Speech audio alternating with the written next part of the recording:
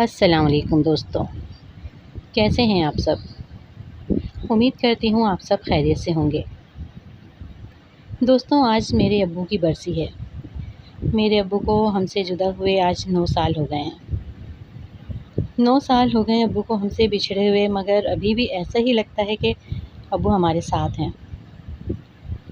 اب بھی میں جب گھر جاتی ہوں تو ایسا لگتا ہے ابو گلی میں کھڑے میرا انتظار کر رہے ہوں گے۔ میں جب گھر جاتی تھی تو ابو میرا انتظار کر رہے ہوتے تھے، اور جب کبھی میں بغیر بتائے جاتی تھی جب بھی ابو باہر ہی کھڑے ہوتے تھے اور کہتے تھے مجھے ایسا لگ رہا تھا کہ تم آ جاؤ گی۔ والدین دنیا میں سب سے بڑی نعمت ہیں۔ اولاد کی پریشانیوں میں اولاد سے زیادہ پریشان ہونے والے، ان کی خوشیوں میں ان سے زیادہ خوش ہونے والے، ان کی تکلیف پر خود رونے والے۔ قیامت سے کم نہیں ہوتا وہ دن جس دن ماں باپ میں سے کوئی ایک نہیں ہوتا۔ اللہ تعالیٰ سب کے سروں پر والدین کا سایہ سلامت رکھے۔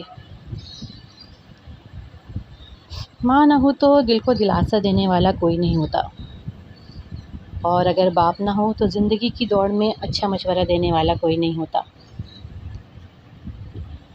باپ ویسے ذرا تھوڑا سا سخت ہوتے ہیں، لیکن وہ سخت نظر آتے ہیں۔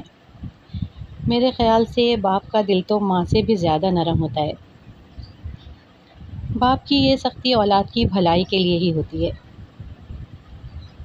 باپ کی مثال سورج کی طرح ہے۔ سورج گرم ضرور ہوتا ہے، مگر جب سورج ڈوبتا ہے تو ہر طرف اندھیرا چھا جاتا ہے۔ باپ چاہے کتنا ہی بوڑھا ہو مگر گھر کا مضبوط ستون ہوتا ہے۔ باپ کا سایہ سر پر ہو تو اولاد بادشاہ ہوتی ہے۔ والدین کی جتنی ضرورت ہمیں بچپن میں ہوتی ہے اتنی ضرورت بڑھاپے میں ان کو ہماری ہوتی ہے۔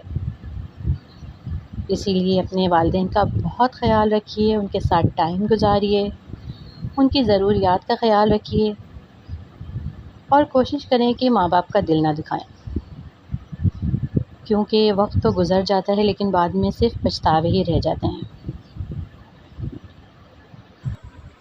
اور آخر میں میری آپ تمام دوستوں سے ایک گزارش ہے کہ پلیز میرے ابو کے سال ثواب کے لیے ایک دفعہ الحمد شریف اور چاروں کل پڑھ کر ان کی مغفرت کے لیے دعا کر دیجیے، اور دعا کریں کہ اللہ تعالیٰ میرے ابو کو جنت الفردوس میں بلند اور اعلیٰ درجات عطا فرمائے۔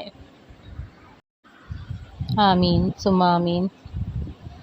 اور دوستوں اب اجازت دیجیے، اپنے والدین کا اور اپنے بچوں کا بہت بہت خیال رکھیے گا۔ اللہ حافظ۔